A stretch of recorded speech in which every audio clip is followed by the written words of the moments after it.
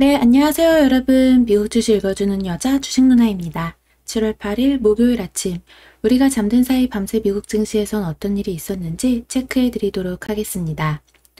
뉴욕 증시는 페드의 6월 연방공개시장위원회 정례회의 의사록이 조기 긴축 우려를 자극하지 않으면서 상승 마감했습니다.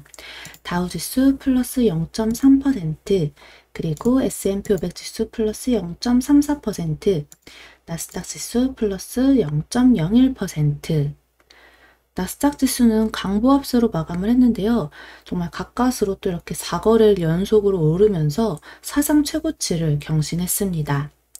S&P 500 지수도 역시나 사상 최고치로 마감을 했고, 다우 지수는 하루 만에 상승세로 전환되었어요. 투자자들은 6월 FOMC 의사록과 그에 따른 국채금리 움직임 등을 주시했는데요. 이번 회의 결과에 시장은 거의 반응이 없었다라고 볼 수가 있네요. FOMC 의사록이 공개된 가운데 자산 매입을 축소하는 테이퍼링 시기와 관련해 구체적인 내용이 없는 등 조기 긴축 우려를 자극하지 않은 점이 증시에 긍정적으로 작용되었습니다. 이날 공개된 의사록에 따르면 지난 6월 15일에서 16일 열린 FOMC 정례회의에서 대다수 위원들은 아직은 1200억 달러 규모의 자산 매입 프로그램을 축소할 여건은 마련되지 않았다라고 판단했죠. 다만 일부 위원들은 자산 매입 속도를 줄이기 시작할 여건이 이전 회의에서 예상한 것보다 더 일찍 충족될 것으로 예상한 것으로 전해지고 있습니다. 페드는 위원들이 다가오는 회의에서 참석자들이 위원회의 목표에 대한 경제적 진전을 평가하고 자산 매입의 경로와 구성을 조정하기 위한 계획을 논의하기 시작하자는 데 합의했다라고 밝혔습니다. 이와 관련해 시장에서는 이번 의사록에서 이 자산 매입을 축소하는 테이퍼링 시기와 관련해 구체적인 힌트를 찾을 수는 없었고, 대다수 위원들은 테이퍼링을 개시하는 것을 서두르지 않고 있다는 인상을 줬다라고 평가되고 있습니다. 이날 10년물 국채금리는 FOMC 의사록 공개 전 장중 1.3% 아래로 떨어졌고, FOMC 의사록 발표 이후에도 거의 변화 없이 하락세를 유지했습니다. 달러화도 의사록 발표 이후 거의 변화가 없죠. 그래서 사실 지금 이제 금리가 인하되다 보니까 기술주 중심의 종목들은 좀 훨훨 잘 가고 있고, 반대로 막 은행주 이런 쪽 섹터가 조금 지지부진하다라는 거 체크하시면 좋겠습니다. 또 이제 미국 노동부가 발표한 5월 채용 공고는요, 920만 9천 건으로 사상 최고치를 경신했는데요. 채용 공고가 매달 역대 최고치를 경신하고 있음에도 이 고용이 예상보다 빠르게 늘지 않는 것은 기업들이 인력을 구하는 데 여전히 어려움을 겪고 있음을 시사하고 있습니다. 한편 4월 수치는 928만 6천 건에서 919만 3천 건으로 하향 수정됐었습니다. 오펙 플러스 협상이 불발된 가운데 아랍에미리트가 감산 완화안에 합의하지 않은 이유에 대한 분석이 나왔는데요. 월스트리트저널은 현지 시간 7일에 이제 아랍에미리트가 이 같은 결정을 내린 이유는 곧 다가올 탈석유 시대를 대비하기 위한 것이다 라며 아랍에미리트의 이번 결정이 중동 국가에서의 중요한 변화를 보여준다라고 보도했습니다. 앞서 오펙 플러스 산유국들은 다음 달부터 매달 40만 배럴 가량을 증산하는 것에 합의할 것으로 전망하고 있었는데요. 산유국들의 예상과 다르게 아랍에미리트가 생산 기준을 조정하자고 요구하자 이번 합의안이 결렬된 것으로 확인됐죠. 현재 아랍에미리트는 점진적 감산 완화에는 동의하지만 생산 기준 조정을 통해 생산량을 확대하길 바라고 있습니다. 이 같은 의견에 사우디아라비아가 반대 입장을 표명한 상태이고요. 한편 월스트리트저널은 이 아랍에미리트의 이번 결정은 미래를 위한 전략이라고 평가했습니다. 저널은 다가올 탈석유 시대를 대비해서 지금처럼 석유에 대한 수요가 강할 때 원유 생산량을 최대한 늘리려고 하는 것이다 라고 분석을 한 거죠. 또 이 같은 생산량을 통해 향후 석유에 대한 수요가 떨어지기 전에 최대한 수익을 극대화하려는 것이다 라고 전했습니다. 그래서 이어서 또 이번 아랍에미리트의 결정에 대해 월가의 월스트리트 애널리스트들은 역시 견해를 밝힌 게 프라이스 퓨처스 그룹은 아랍에미리트가 이번에 보인 행보는 향후 오펙 플러스를 탈퇴해 하루 400만 배럴의 원유를 생산할 가능성이 있다는 걸 보여준다라고 전했습니다. 또 JP모건은 현재 역사적 동맹이 시험대에 올랐다며 이들의 경쟁 관계는 더는 원유 시장뿐만 아니라 탈석유 경제를 위한 것이다라고 밝혔죠. 이날 국제 유가는 오펙 플러스 협상 교착 지속 속에서 하락 마감되었는데요. WTI 8월 인도분 가격은 전거래일보다 1.17달러 빠진 마이너스 1.59% 하락한 72.20달러에 거래 마감되었습니다. 그러다 보니 어제 좀 원유 관련주들 흐름, 우리나라에서 보면은 S-오일 이런 종목도 흐름이 좀 빠지는 모습 보여줬는데요.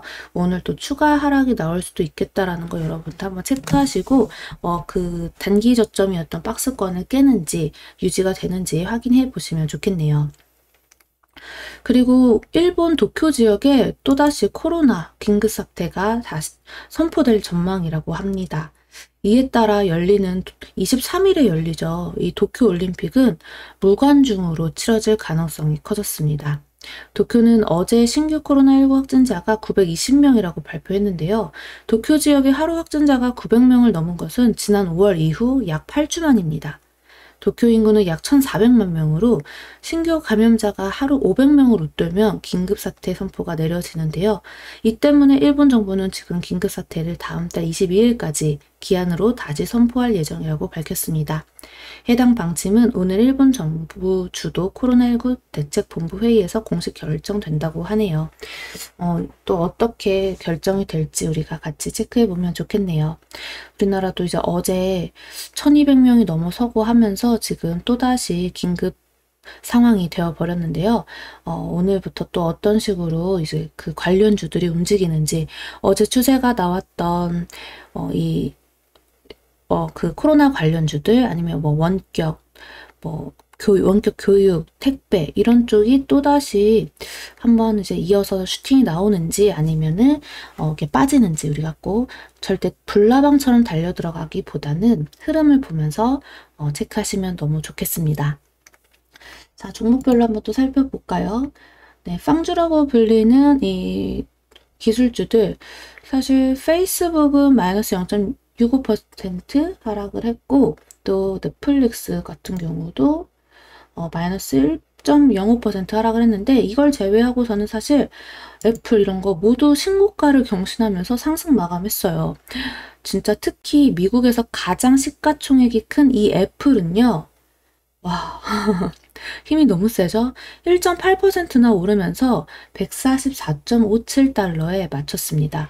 정말 종가 기준으로요. 사상 최고치를 경신한 거죠. 지난 1월 26일 이후에요. 5개월 만에 약 신고가를 이렇게 갈아치운 셈입니다. 이때 이후로 와 정말 대단하죠? 그리고 아마존이랑 구글의 모기업인 이 알파벳도 보면요. 흐름이 역시나 셉니다. 네, 아마존도 어제 하루 잠깐 쉬어가는 캔들이었지만 네, 추가 상승이 나왔었고 그리고 마이크로소프트도 계속 꾸준히 올라가고 있죠. 구글C 네, 흐름이 정말 좋네요. 그리고 테슬라 같은 경우는 좀 힘을 못 쓰죠. 꺾였는데요. 2.26%나 내렸어요. 이게 비트코인 가격 하락으로 최대 1억 달러의 손실이 예상된다라는 CNBC의 보도가 나왔습니다. CNBC의 케이트 루니 기술 분야 전문 기자는 테슬라는 암호화폐를 무형자산으로 보유하고 있으며 회계규칙 때문에 비트코인의 가치가 일정 금액 아래로 떨어지면 기업은 이를 재무제표에 표시해야 한다라고 밝혔죠. 애널리스트들 분석에 따르면 테슬라는 2분기 암호화폐 투자로 2,500만 달러에서 1억 달러 사이에 손실을 낼 것이다 라고 예상하고 있습니다. 어떻게 될지 한번 또 체크를 해봅시다. 자, 그리고 또 중국판 우버라고 불리는 디지 주식, 이 당국의 규제 리스크로 전날 19% 이상 떨어진 데 이어서 이날도 4.6%또 추가 하락했습니다. 이와 함께 뉴욕 증시에 상장된 이 중국 빅테크 주가들도 약세를 보였는데요. 알리바바와 바이두도 각각 1.7%, 마이너스 2.27% 내렸어요. 최근 디디 추싱에 대한 중국 정부의 규제 정책이 향후 테슬라에게도 영향을 미칠 수 있다라는 분석이 나왔는데요. 모건 스탠리는 중국 규제 당국이 현재 데이터 보호 강화 움직임을 보이고 있다면서 이는 자율주행 기술에 충분한 데이터가 필요한 테슬라에게 악재가 될 것이다 라고 밝혔죠. 다만 이 같은 중국의 압박에서도 모건 스탠리는 테슬라에 대한 낙관적인 견해를 유지했습니다. 모건 스탠리는 테슬라의 입지는 여전히 강하다며 회사에 대한 비중 확대 포지션을 지키면서도 목표가도 현재 가격 대비 약 36%나 높은 $900로 제시하고 있습니다. 자, 그리고 이제 전체적으로 흐름을 보면요. 반도체 쪽 약간 조정받았고요. 좀 흐름이 그렇게 좋진 않죠. 우리나라 같은 경우는 어제 삼성전자 어닝 서프라이즈를 썼는데도 불구하고 좀 흐름이 지지부진했어요. 기관 외국인의 그 매도량이 많았죠. 오늘 또 추가 하락으로 연결이 되는지 좀 저점이 잡히는지 우리가 또 눈여겨봐야겠네요. 아마 좀 당분간은 지지부진하게 가지 않을까라는 생각이 들어요. 저게 전체적으로 뭐 코인베스트 오랜만에 또 이렇게 올라주고, 네, 모더나가 이렇게 빠지는 모습, 또 관련주들 들고 계신 분들 체크하세요. 그리고 은행주들 확실히 금리가 인하되는 그런 거 뉴스에 따라서 은행주들 약간 힘을 못 쓰고 있는데, 하지만 뭐 정말 장기 투자용으로 보시는 분들은 크게 뭐 이렇게 일희일비하실 필요는 없다라고 생각은 듭니다. 아니면 뭐 이제 아래에서 잡으신 분들은 뭐 이제는 금리 인상에 대해서 우리가 그거를 계속 알고서 그 연준의 입장 때문에 그전에는 해지 입장으로 계속 끌고 왔잖아요. 금리 인상이 언젠간 될 수 있다. 그리고 시장에서 계속 반응할 때마다 튀어오른다라는 걸 봤기 때문에. 근데 이제는 또 다 반영이 됐기 때문에 상승폭으로 이어가기보다는 옆으로 이렇게 박스권 그리면서 움직일 확률이 매우 높습니다. 그러니까 좀 엉덩이 무겁게 긴 호흡으로 가져가야 되는 종목이라 이런 걸 좀 지루해 하시는 분들한테는 안 맞을 수 있으니까 스스로 체크 한번 꼭 해보세요. 자, 그리고 카드 분야 쪽 다시 괜찮습니다. 비자나 뭐 이런 계속 이제 소비주들 떨어질 듯 하면서도 자리를 잡아가고 있죠. 결국에는 나중에는 포스트 코로나를 생각하면서 자리를 차근차근 만들어가고 있다라는 거, 경기 민감주들도. 다만 지금 현재 우리 시장에서 흐름이 너무 센 게 이런 그런 테마주가 눈에 보이니까 여러분들이 좀 중심 잡기가 어려운 분들이 있는데요. 우리 중심을 잘 잡고 또 한 섹터에만 몰빵하지 마시고 계속 여기저기 여러 개 씨앗도 뿌리고 낚싯대도 던져가면서 포트폴리오 관리 잘 해봅시다. 자, 아무래도 또 국제유가가 하락했다 보니까 네, 이쪽 섹터 다 마이너스 뜨는 거 보이시죠? 네, 이 정도로 오늘 전체적으로 이제 미국장은 플러스로 끝났다는데 왜 이렇게 마이너스가 많아? 라고 생각하실 수 있어요. 결국 이제 지수는 쭉 끌어올렸지만 섹터별로 또 마이너스인 이런 데가 많이 보인다는 거. 그러니까 우리나라도 마찬가지입니다. 지수는 올라도 코스닥 같은 경우 지수는 올라도 재미가 없었던 장도 많죠. 결국 그 지수를 끌어올리는 섹터만 강하고 나머지 섹터는 쉬어가기 때문에 그래요. 근데 여러분들이 갖고 있는 게 잘 가지 않더라도 너무 걱정하지 마시고 또 순환매가 빨리 도는 장이기 때문에 그 점 체크하셔가지고 꼭 좋은 성공 투자하시길 바랄게요. 자, 오늘은 7월 8일 목요일 옵션 만기일입니다. 오늘장 어떻게 흘러갈지, 기관과 외국인의 수급이 어떤 식으로 붙어서 움직여줄지 우리 오늘 같이 또 라이브 방송 12시에 만나가지고 체크해 보도록 해요. 자, 그럼 오늘 미국 증시 마감 브리핑 여기까지 하겠습니다. 영상 재미있게 봐주신 분들 구독과 좋아요 그리고 알람 설정, 댓글도 많이 많이 부탁드려요. 이상 주식 알려주는 여자 주식누나였습니다. 또 만나요.